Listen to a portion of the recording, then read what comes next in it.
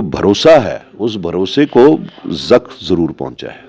जब हमने कल ये डिसाइड किया कि हम चौथी सीट के वास्ते अपने कैंडिडेट को फाइल नहीं करेंगे, तो नेचुरली हमें मिस ही रहना था। और जिसका हमने कल खुलासा कर दिया था पहले से ही कि हमें जो एक अंडरस्टैंडिंग जो दी गई थी वो ये थी कि किसी एक सेफ सीट के वास्ते, और ख़ास तौर से फर्स्ट सेकंड की जो बात की गई थी उसमें से हमें दी जाएगी सीट। तो जब वो फोर्थ सीट, जिसको हम समझते हैं कि वो अनसेफ सीट होती कांग्रेस के वास्ते, तो जिस वक्त नेशनल कॉन्फ्रेंस उस पर बज़िद रही कि नहीं, इसी पे यही सीट हम आपको दे सकते हैं, तो कल हमने अपने जितने भी सीनियर लीडर्स हैं जम्मू कश्मीर में, कोर कमेटी, उसको बुला के उनके साथ में मशवरा किया। 6 घंटे तक की वो मीटिंग रही और उसमें यूनानिमसली ये बात आई कि हमें हारने के वास्ते इलेक्शन नहीं लड़ना चाहिए।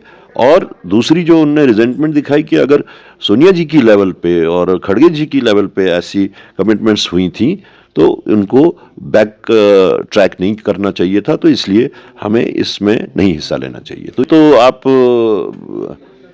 प्रीमेच्योरली कंक्लूड कर रहे हैं। ये कल की मीटिंग का तमाम खुलासा जो है वो हम सेंट्रल लीडरशिप को भेजेंगे, उनसे बातचीत होगी और यहाँ के हालात जो हैं वो उन तक पहुँचेंगे। हर मेंबर ने क्या बोला वो सब उनके सामने खुलासा होगा, उसके बाद में सेंट्रल लीडरशिप उसके ऊपर फैसला लेगी।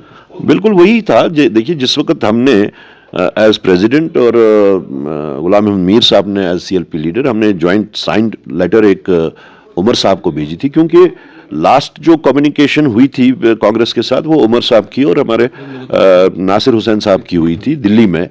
तो हमने उसी के पादाश में उमर साहब को ही लेटर लिखी, तो उनका जवाब वहाँ से आया कि आप फारूक साहब से बात कीजिए।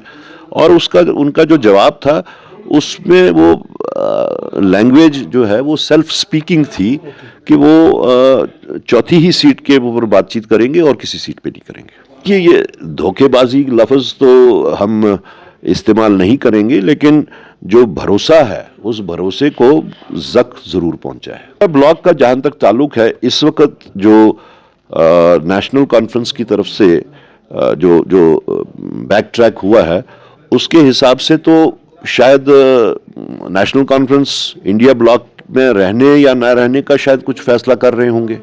इट इज़ नॉट कि जम्मू कश्मीर में नेशनल कॉन्फ्रेंस के साथ में जो अंडरस्टैंडिंग थी वो पूरी नहीं हुई, लेकिन इसका मतलब ये भी निकलता है कि शायद नेशनल कॉन्फ्रेंस भी इंडिया ब्लॉक में रहने या ना रहने के बारे में सोच रहा होगा। आई डोंट थिंक कि मुझे भाजपा की इर्रेस्पॉन्सिबल बातों का जवाब देने की ज़रूरत है।